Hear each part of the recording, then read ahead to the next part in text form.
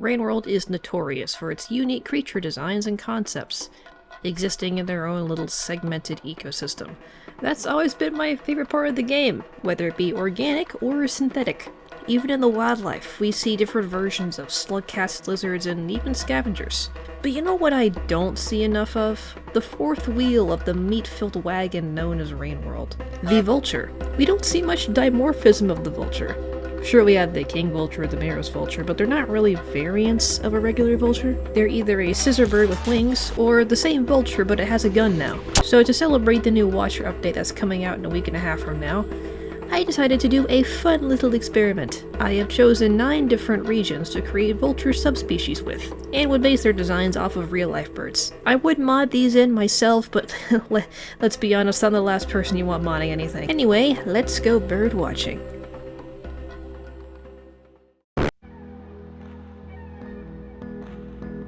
Our first stop is the region we all know and love. Probably. The waterlogged machine god's carcass is filled with aquatic enemies. Lizards, leeches, evil seaweed, baby jellyfish, and the giant swimming Thanatron of doom. But since so much potential food rests deep below the water, this would inevitably lead to the swan, a shoreline and waterfront subclass of vulture. The swan would be able to lay elegantly in the water, and dive at whatever lurks below it, while still having the ability to fly away if need be. The steam released by the mechanism on its back could propel it like a steamboat. However, much like a swan in real life, this bird will kill you on sight.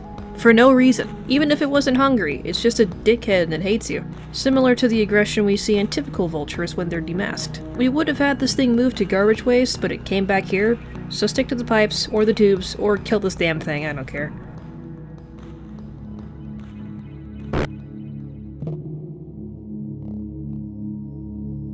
Next we have the dim, grim, and undervalued Shaded Citadel, a once gorgeous region blocked by the massive eclipsing radius of Iterator Bozoinkas. The pitch-black area proves difficult terrain, but the wildlife adapts by relying on exquisite hearing. There are no regular vultures here, but who says one couldn't adapt? Moving silently is the best way to escape the all-hearing sonar of the owl, a subclass only seen in Shaded Citadel. The owl perches on elevated poles, keeping its tentacles tightly wrapped together. The steam mechanism on its back is coupled with noise suppression, alongside the thinness of the feathers, keeping its flight a near mystery. Anxiety riddles the air, as it sees and hears everything that could happen around it, or even in the room next to it. Stay low and stay quiet. However, a flash bomb to the face is enough to send it into a mild seizure, considering how sensitive its eyes are. Also, if you're planning on killing it and taking the mask, good luck. Not because it's difficult or anything, but because the mask is so huge.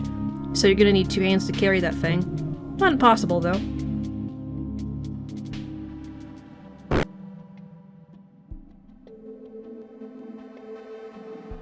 Thirdly, the lush abandoned farming plots. Farmeraise is filled with predators, or at the very least, incredible inconveniences. Now during this, I realized, the machine that powers the vulture's ability to fly could be manually repurposed for walking. The gross majority of Farmeraise is outdoors, so this will be the perfect environment for the kiwi, a more docile subclass compared to its easily aggroed brethren. This doesn't mean it's not dangerous, however. It would still attempt to skewer anything small enough to bypass us, but the chances of it pursuing you is pretty low. The mask is very long and sharp. If taken, it could be used as a makeshift spear. However, unlike the typical vulture, demasking a kiwi will not result in it chasing you, although any other kiwi in the area will attempt to skewer you and they will not stop until the next cycle. Or if you die. Their cybernetic feet work closely to a scissorbird's feet. They will trample and climb over all terrain if it means they'll get to you. Do not take from the kiwi, or its friends will turn you into a slug-catted shish kebab. We live and we learn. Very painfully.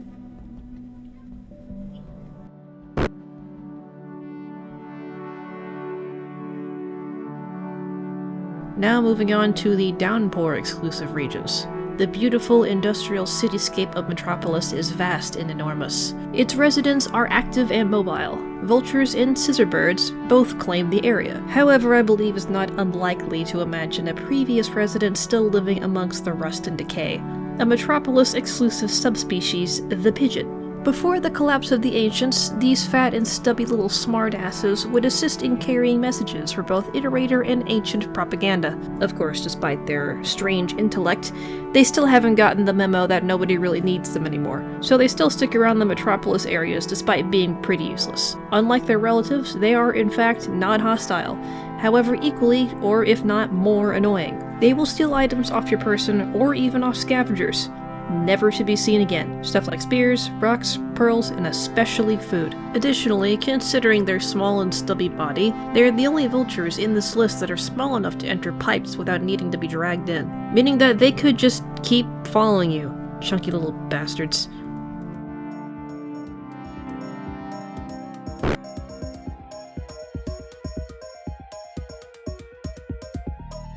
Wow! Have you ever gone to Outer Expanse and thought, gee willikers, Batman, this region is gorgeous and beautiful. I wish it had more random bird events. Well, I agree, I guess. The intense aura of the Good Ending region is immaculate, so the vultures in the area could also adapt to synchronize with this new colorful and fruity jungle, thus leading to the creation of the Toucan, a black and white banana-beaked predator. The golden flight machine it carries is capable of not just allowing it flight, but short, powerful bursts of pressure which shoot it forward, similar to a cyan lizard's jump. The toucan is only seen during the day, plucking away at primarily insects, or snatching fruit from the hands of smaller animals. The chances of getting pursued or hunted by the toucan should only be taken into consideration if they are demasked, perching up high above the clouds inside the orb tree things, as they consume their hard-earned meal, quite majestic, easygoing, and otherwise docile.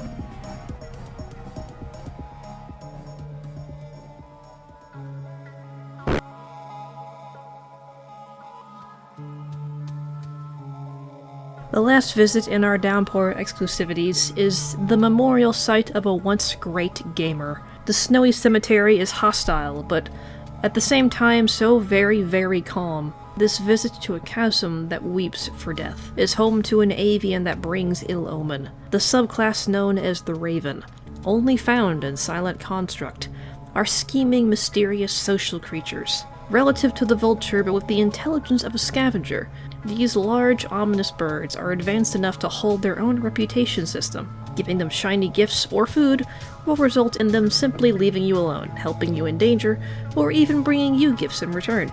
This reputation will go on for cycles on end. However, going against this and attempting murder to this murder will result in a murder. Your murder, of course. Did I really just nail that on the first try? Striking death into one raven will lead to the everlasting hate towards you, that of which cannot be repaired. They will attempt to hunt you down willingly, and even drop enemies on top of you, whatever gets you dead. Stealing from them, however, is equally bad. Don't do that either. Keep your peace with the ravens. They are not as easily disposed of as the other reputable creatures are.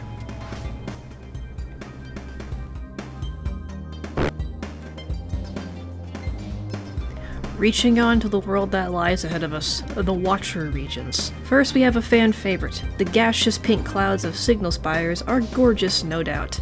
To compete with the peaceful behemoths that claim the skies, a stunning genetic advancement known as the peacock has arrived to the scene, about as aggressive as its standard genetic form, although it can be so much more dramatic. The dazzling clouds of gas that erupt from the bird's back is loud enough to scare away any opposing creature. However, getting caught in the smoke that it releases is even worse. The gas reeks of a powerful scent, strong enough to gag and stun anything that gets caught up in it. If the character's eyes could water, they would. Don't go near the gas, especially when you're platforming. And I'm sure the last thing the Watcher wants to smell before plummeting to the surface is ammonia and cinnamon, and we all know how much we love platforming in signal spires. Overall, when one attempts to venture above the clouds, it is best to be wary of the flying perfume department.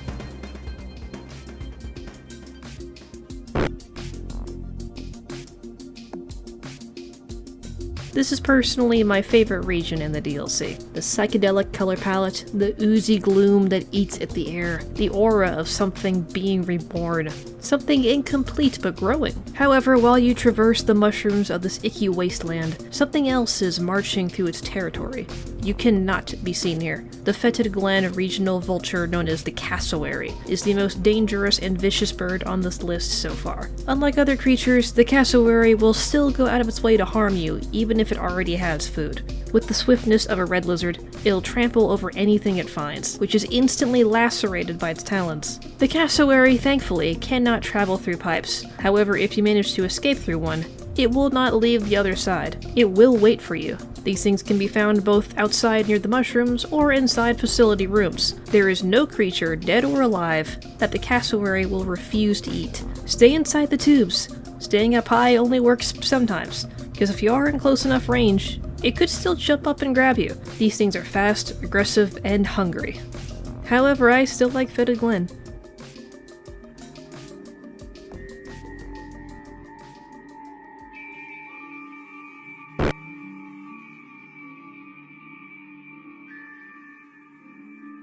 Lastly among our lists is something I was actually hoping to have gotten. Maybe when the Watcher update comes out this will be real? Wishful thinking, I guess. Anyway, the diseased rot that eats away at us all has reached the sect of the avians, the creature that binds with its rot, the lammergeier, a type of vulture but one so infused with decay that it coexists amongst it. This revenant soars through cold storage, but begins to take flight into other regions once they have successfully become corroded. That part is up to you. This vulture is not picky with its food, and even attempts to consume other longlegs. As stated, this creature can be seen in any region that becomes fully rotten, acting with spite and aggression. However, if brought to the outer rim through a warp portal, the lammergeier will cease all hostility and fly towards the throne where it belongs.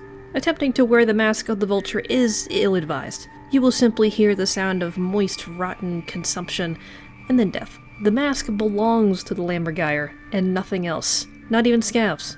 Only death controls it. Man, what a great day birdwatching. Those last two were kind of fucked up and evil, but the rest seemed pretty chill. I'm really glad I didn't get snatched away or turned into egg shards. Despite all their differences, you know what they all have in common? That's right. Shitting on my fucking car. God, I hate these birds.